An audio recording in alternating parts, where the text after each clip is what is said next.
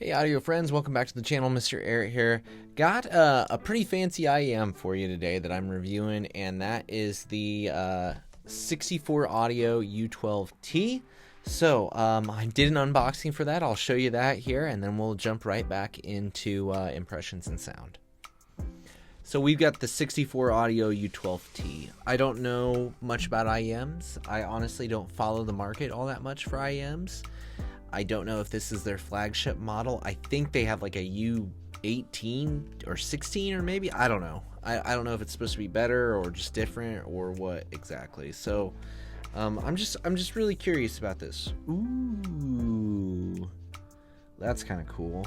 A little tip cylinder. That kind of neat. I've never seen that before. I like that. The IEMs themselves, these are used, sent by a friend of the channel. IEMs are bubble wrapped.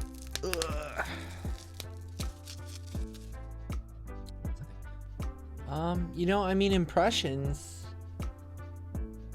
just initial like feel.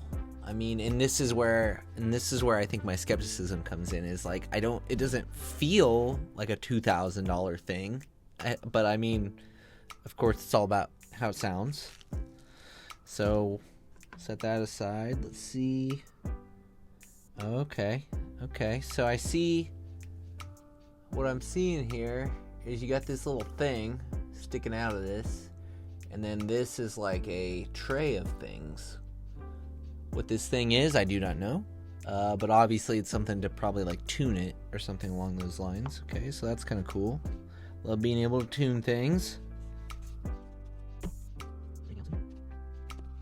I think that might be it. Okay, well, the cable, I mean, like I said, it is used. It just came separately in a Ziploc baggie. 64 audio, so this must be the stock cable. It feels a lot like the LCD2 cable. You know, it's a woven cable, very plasticky feeling. I mean, obviously it's not skimped on materials and things like that. It just, it probably doesn't tangle too bad. So, I mean, I guess that's it. Initial impressions, I'm intrigued. $2,000. The audio is going to tell the story, right? So, we'll start listening.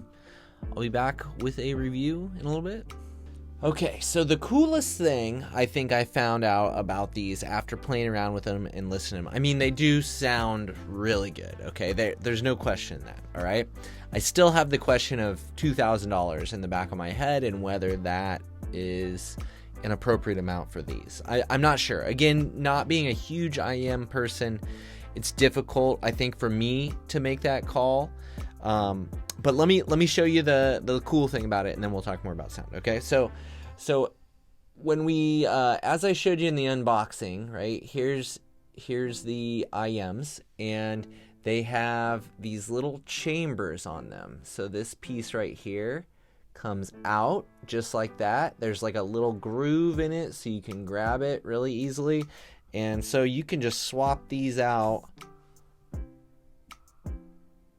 very quickly and easily, which is really cool. I love how quick you can swap those out. I did notice some differences in sound between them. So you've got kind of like a gunmetal, you got a silver, and then you've got a black. I think for me, my favorite was the black. I feel like that one was just gave the most clarity, and I felt like the gunmetal ones had maybe the warmest tilt to them, and then the silver ones were somewhere kind of right in the middle. But for me, the thing that impresses me most about the u12t here is the clarity. Okay, the level of detail in these things is, I would say, on par with a $2,000 headphone. Okay, so phenomenal level of detail, especially like the micro detail stuff is what really stood out to me. So things like string plucks and little little chimes and stuff off in the distance. Those were the things that like really stood out to me as like, wow, this thing is resolving, and it is resolving a lot. Imaging and resolution, those are great. It is a balanced armature system. I'll link to the 64 audio website so you can look at the specs if you want. It has, I mean, I guess I didn't count, but it probably has 12 in there, I would guess, is why it's u12t, but maybe not. But 4 for low, 6 for mids, this for highs, blah blah. Anyway, I would say I have two main complaints about the u12t as far as sound goes, and that's just maybe what's kind of like what I'm struggling with and getting over the hump with $2,000 for these guys is dynamics, like macro dynamics.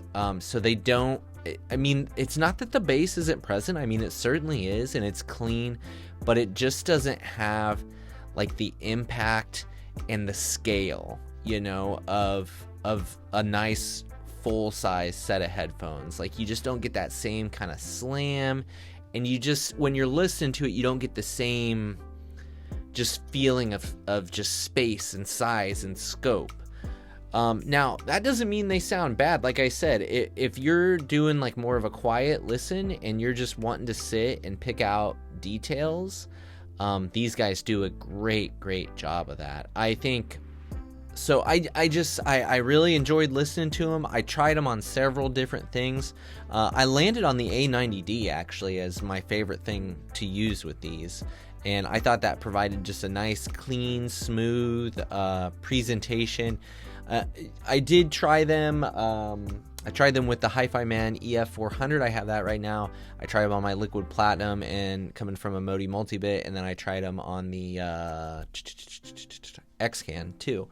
So they played well with just about everything that I tried them with. I didn't find them to be, offensive on anything, but I just thought the A90D, like I said, with the A90D and its volume control system, like you can, for IEMs especially, like you can just dial in that volume, and I really appreciate that.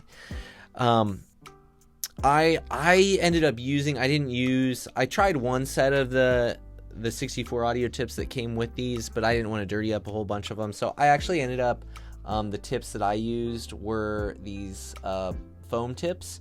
I believe they were tin foam tips. I'm not 100% sure about that at this point, but those are the ones I ended up and enjoyed the most with these guys. So I think it comes back to me I guess we got a couple of questions to answer then if we're talking about these IEMs. Is one, do they sound good? Yes, they sound very good.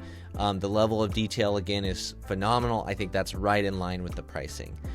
I think for me, though, I'm just not in a headspace yet where I'm like thinking $2,000 for an IEM. The great majority of IEMs I've tried up to this point have been like a couple $100 or less, with a few, maybe in the $500 range. So I think it was like Joshua Valor did a video, I don't know how long ago, but it was about IEMs and just IEMs compared to headphones, compared to speakers, and just what you feel like you're getting for your money. And I just, with a thing so small, it just doesn't feel like you're getting a lot there. That's not to say that it isn't worth it if IEMs are your niche, right? They're not my niche. So for me, I can't quite bridge that gap yet. But they are certainly the most technically proficient IEMs I've ever tried. Whether they're the most enjoyable, I mean, I think that's going to come down to preference. Like I said, I did the Dunu Falcon Pros recently, and that's kind of my new frontrunner IEM, and I really enjoy that one. Do I enjoy it more than this? I don't know. I mean, again, when I'm listening to them, I'm going $200 versus $2,000, $200 versus $2,000.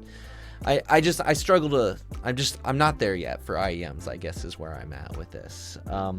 But they definitely sound good. They're beautifully made. I love the chamber system that you can swap out here.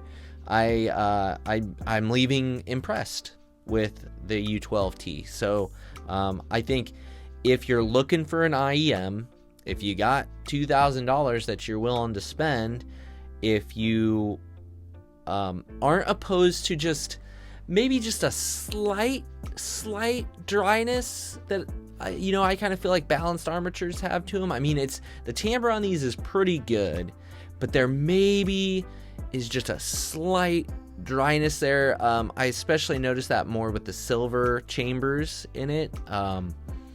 Maybe just ever so slight, right?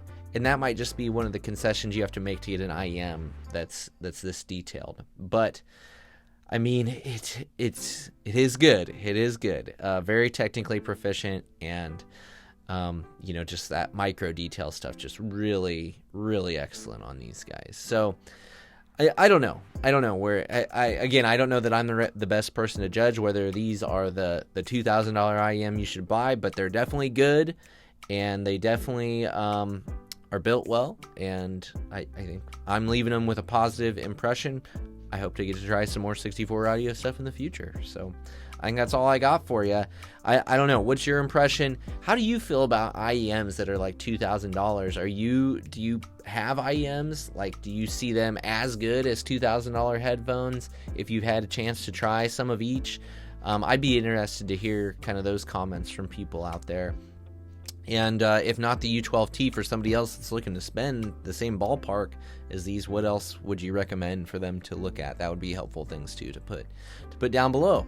So I think that's going to do it. These were sent by a friend of the channel, so thanks to him for letting me try these out, and I'll get them back to you. So thanks as always for your time and for watching, and don't forget, down below I'll have some affiliate links and Patreon link and a new merch shop link that I'm playing around with. So if you want to support the channel more, feel free to check out any of that stuff. Otherwise, I will see you in the next one.